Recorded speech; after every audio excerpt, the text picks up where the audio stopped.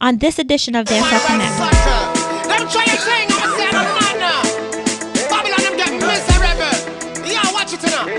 Red Fox. I'm so high, feel like I could touch the sky. Feel so high, chocolate tie. Purple skunk off me, I fly. Don't you try, touch my vibe. Turn my music way up high. I'm so high, I'm so high. Well, bust champagne, and don't you worry your brain. It's Mr. Fox and Raven in the bashment. Excitement, yeah? Well, we're having a bashment party. People get to feel the hype. Yeah. Wearing Gucci and the money. Feeling rich like Wesley Snipes. Drinking crystal with my shorty. I'm so high, feel like I could touch the sky. Feel so high, chocolate tie, purple skunk of me a fly. Don't you try, touch my vibe, turn my music way up high. I'm so high, Yo, this is Red Fox, I'm here say I watch Dancehall Connect, everything Connect, it done select. Hello Dancehall fans, this is your girl Bogie here, exclusive interview with no other than... Red Fox live, you know? You're from Rough Entry Crew. Yeah. Tell us a little bit about You know, I came here and I saw Screecher Dan and, you know, guys like those doing very well in the local scene. And I came on and I made my first record called Come Bogie Down. And, you know, I did the Jamaica Nice. And then I started to do a lot of big clubs in the city like Underground Club, the Ritz and all these different places. And then I linked up with Sting. Sting International. And you know, we started to work together, you know, doing songs and stuff like that, and you know, on a label called Signet, you know, owned by Ben Sokoloff. And from there on, Shaggy was in the military. You know, everybody was doing their thing, so we all used to do stage shows, and whenever I'm performing, I'll bring everybody come on the stage with me, you know. So we just form it a crew and call it the Rough Entry Crew, because every man enter rough, you know. Who was the main people in Rough Entry? Shaggy, Screechy Dan, Baja Jet, Nike Fungus, Mr. Easy, and who am I leaving out? Real fan. Song, I just wanted to make one song, that's what I said to myself. Then I go to college. And then I made the one song and the song became a hit and a man said, well, that's a buck up, you can't get another one. So I went back to Bogie Brand and I did Jamaica Nice. And that became a even bigger hit. Yeah. And then I did Pose Off. And then by I know it, we just get caught up and just say, boy, I guess music chose me. Yeah. I didn't choose it. Tell me about, you know, your hit single that you had with Screechy Dan, because I know it took off completely. Yeah, Pose Off. There was a Eastern Parkway Labor Day thing going on. So we used to string up a sound, Vital sound, on President Street. So we were there, you know, just singing on the corner before Mayor Giuliani come clean up all of the sounds them off of the parkway. So we are singing and stuff, and some girls were walking past in their little boom boom shots, and Screechy Dan was just bugging out and singing, girls they look so sharp anytime them passing them boom boom shots. I didn't even hear when he did it. Yeah. I was listening back a cassette. We got cassette, you know, so we got way back. I was listening to a cassette and by Paula Rassi, who is Shaggy's manager. He was playing the cassette to me and I heard Screechy singing this little song. Yeah. So I was like, yo, this is a good idea. So, you know, I started writing my part and then I saw Screechy that in Bill Moore. And Yeah. I say, yo, you know, that song that we were singing on the parkway, we have a piece for it, but we do it. Yeah. You know, and that's how the song came about. So, let's go back. Bashman Party was our next hit. Right. You know? Was recording an album for Philip Smart and them at 8CNF, and was working with this guy called Garden Dukes, who did a lot of Shaggy recording for Hot Shot, that 12 million selling album there. And you know, you were singing this song to me one night, you know, well, it's a wonderful night for a moon dance. And I say, yo, I like that song, you know. So I go back and I twist it up and, you know. Yeah. And then we say, well, it's a wonderful night for a party. And then we go to Dave Kelly at Jamaica, Yeah. and I say, well, a wonderful night for a party, and, you know, just change our part. And then same time, a brethren skirt, he say, yo, I could say bashment.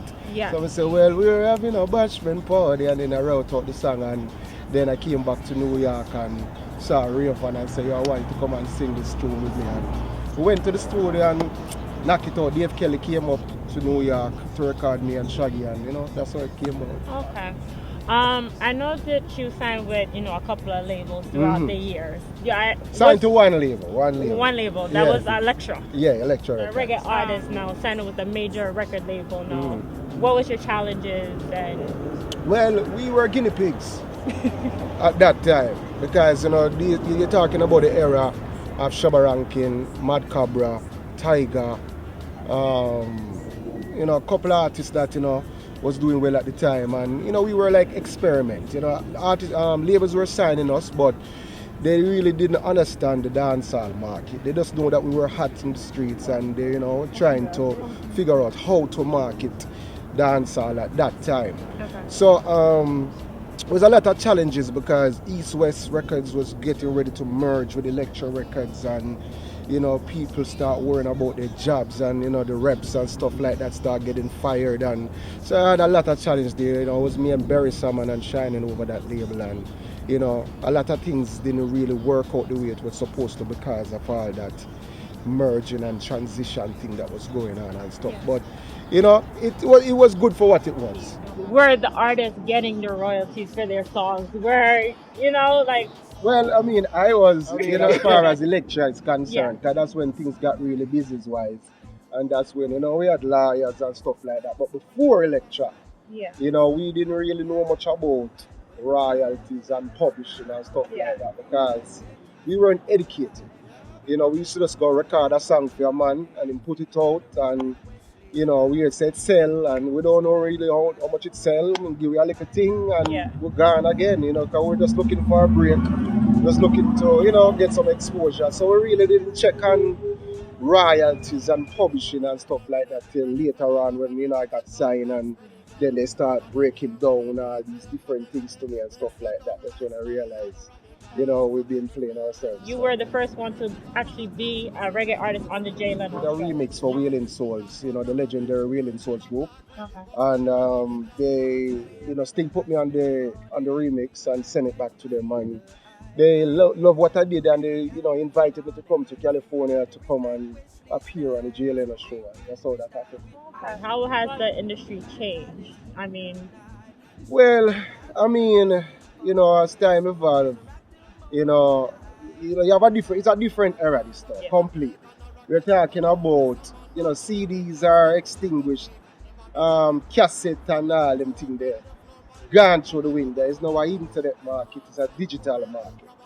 And, most artists nowadays can go to the store and buy a Mac computer and get a Serato. DJ can get a Serato and him just learn to do him little thing.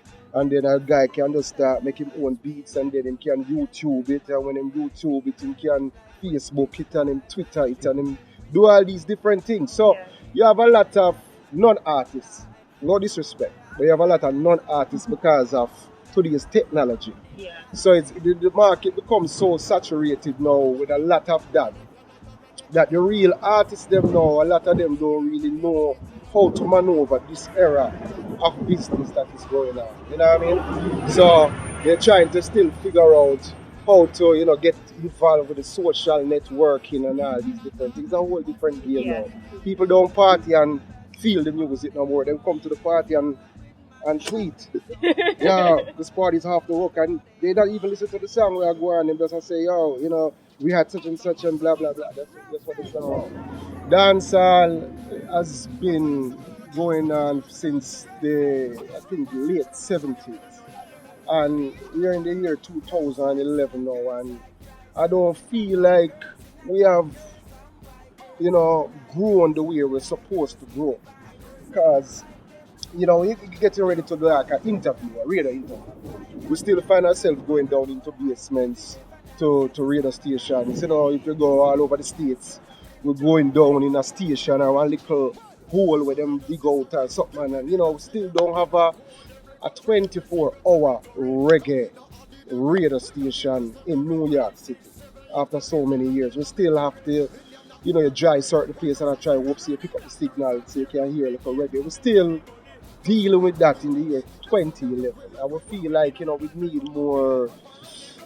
we need to be more organized, it's more structured. You know what I mean? So we can have a radio station where, we hear Caribbean music, not just dancehall, but calypso, soca, everything, Caribbean music, and listen to that and, get commercials and endorsements and all these different things. We need all these things before we can say dancehall can, get to the top. Do you feel by Rick Ross making, a Jamaican label, Made Back Jamaica, or Neo even doing a reggae division now, do you feel that there's a hope, especially with Movado signing with Well, of course, every little bit counts, Yes. and guys like Rick Ross and Neo and them people getting involved to, help to, get the thing more, exposed out there. We welcome that, and that definitely can be a great help. Definitely. Okay. How do you try to stay more current? I tell you this, I always pay attention. Yeah, I don't fight youths. The little youths the way I come up and I do them thing. I don't fight. I'm not the type that go and say, well, boy, the whole time music much better than the new type of music, and I don't talk like that. Because I remember when I just started in this game, my mother and father used to tell me, say, why is paka on I do and I do rubbish and them thing there. Yeah. So I don't want to be like how my parents was talking about all of that. So I pay attention to the youths them and I watch the evolve, how things evolve and just, pay attention. That is just the key. Yeah. We never have cable TV when we coming up. Okay. So we basically get our vibe off of just natural vibe that's happening in our country. Yeah. But nowadays, you have the cable, and everybody can get cable in Jamaica. Cable is easy to get in Jamaica than it's in America. So the youths them watch the cable, they watch the rap, the hip hop videos and stuff like that, and they want to be like these guys, Yeah. So they dress like them, and Jamaican accent change, They don't even talk like we used to, It twisted with like a little Yankee thing now, and So we have to just say, maintain the culture. A lot of the music kind of merged with a lot of hip-hop influences, and it became something that didn't even sound reggae or dancehall. So we lost the Latino market and we lost the big American market that we used to have. And we need to get back these people, in dancehall vibe again. And the way to do that is to keep on exposing our culture. Because once we get rid of our culture, we don't have anything left. We're just like them. They used to be into us because we have a culture. Yeah. They say banana and we say banana. So them say, oh, you listen how them say banana. You understand? So we have a way of doing our things and the way we dress and the way we, we swag and everything. We need to just make sure we maintain the culture. So where can we find your music? Well, everything up on iTunes. Everything's on iTunes, all leading online stores. And if they follow me on Twitter, Original Red Fox, and on Facebook, Original Red Fox, I keep them updated in what I'm doing, and they can find out, when these songs are coming out. Yeah, man, this is Red Fox. Are you watching Dancehall Connect? You hear that? Select. This is your girl Bogie. Stay tuned for more Dancehall Connect. Make the man say you don't know the ass. What's spiritual and Red Fox in your one class? What's this? Girls, you look so sharp. Anytime you pass in the boom boom shop.